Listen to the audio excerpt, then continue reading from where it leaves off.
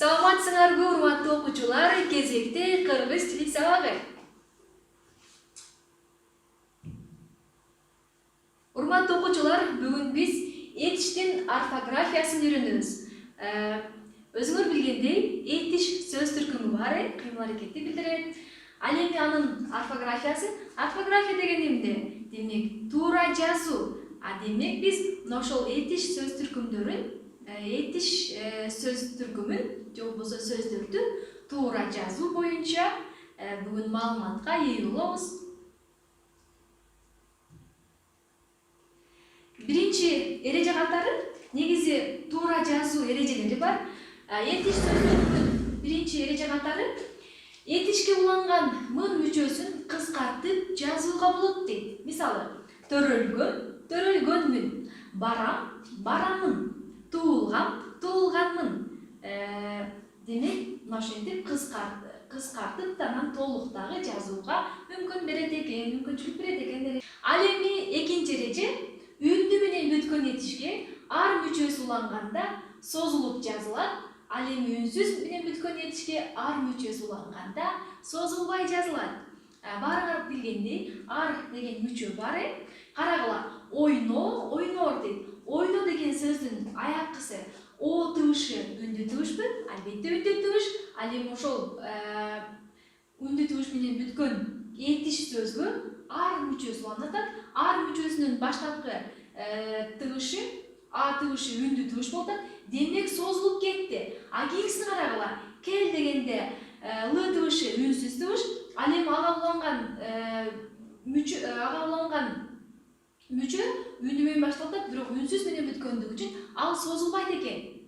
Ойно, ойнор деп, келер деп айтыла берет. Бирок созулбастан жазылат экен, созулуп айтылганы менен. Эми эскертип алайлы. Айтабыз да, мисалы, жиби, жибир деп айтабыз, бай болсо байыр деп айтабыз.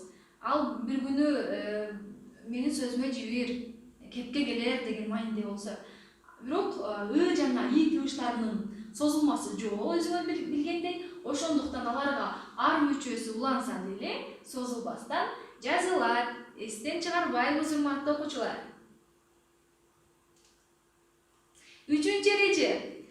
М жана П тыбыштары менен аяктаган этиштерге Ө мүчөсү уланганда уңгу менен мүчө тыбыштык жактан өзгөрүп кетет экен.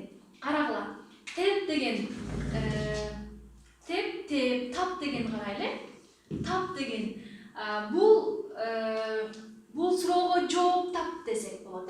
Демек, ошондогу маани бул. Ал эми токойдон эмне кылды? Тыйын чычкан таап келди. Менин таякем токойдон тыйын чычкан таап келди десек, анда бул сөздү колдонобуз. Демек, экөө эки башка мааниде. Эми карагыла. Тап дегенге кайсы мүчөнү коебуз? Албетте үп мүчөсү.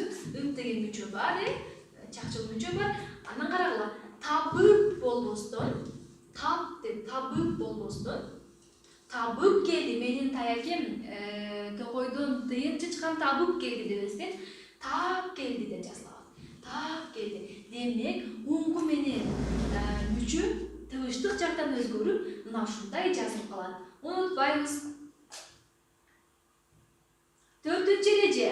Бара жатат, келе жатат деген туйутмаларды кыскартып жазууга болот дейт. Карагыла. Бара жатат, баратат, келе жатат, келатат. Дагы мына ошол буга окшогон сөздөргө демек бул эреже бар экен. Бизге кыскартып жазууга деле уруксат берет экен. Бешинчи эреже катары эсиңерге сактап калгыла. Я жана ё менен бүткөн этиштерге о мүчөсү уланганда ё болуп жазылбайт экен, ё болуп жазылып калат экен. Ая, айо, бойо, бойо, тая, тайо. Бул сүрөттү бойо керек. Мисалы мынтебиз. Иним бул сүрөттү бойо десек, бул сөздү пайдаланабыз, бойо дейбиз. Ал эми бул сүрөттү боёш керек деген мааниде бул сүрөттү боё керек деп айтсак, демек бул сөздү жазабыз. Бул эрежени дагы эстеп сактап калгыла. Алтынчы эреже. О жана У тыбыштарынан кийин келген И менен бүткөн этиштерге У мүчөсү уланса, алардын айкалышы Ю түрүндө эмес, Ю түрүндө жазылып калат экен. Карагыла, сой, сою, кой, кою. Демек, муну жазып көрөбүз. Демек, бизде сөзүбүз сой, уңгу дейли, мүчөсү у келди. Карайбыз. И жана у тыбыштары биригип келип, ю деген таңганы берет. Ю деген таңга тыбыш эмес. Анын курамында деп сүйлөйлү. И жана у тыбыштары бар. Демек, бул сөздү жазабыз. Ю таңгасы калды, себеби и жана у тыбыштары биригип кетти. Ю, анан бул жердеги у тыбышы мына ушул калды, мына ушинтип жазабыз. Демек, бул эрежени да эстен чыгарбайбыз. Кийинки деле мына ушундай. 7-нчи эреже катары аягы ы тыбыш менен бүткөн этиштерге үндү менен башталган же үндү тыбыштан турган а жана мүчөсү жалганганда ушундай мүчөлөр бар. Этиштер йоттошуп таныйбыз, кадимки эден айырмасы бар. Сөз ортосунда келген эден айырмасы бар. Йо, ю, я тамгалар аркылуу гана берилет жана жазылат. Эскерте кетейин, бул тамгалар тыбышты айта албайбыз, тамга деп айтабыз.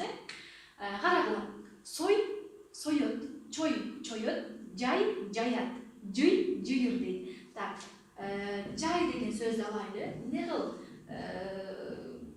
дастархонду жай же болбосо дагы башка эмне жай дешим керек. Жай, жая дейли. Анан мүчөлөрүн жазабыз.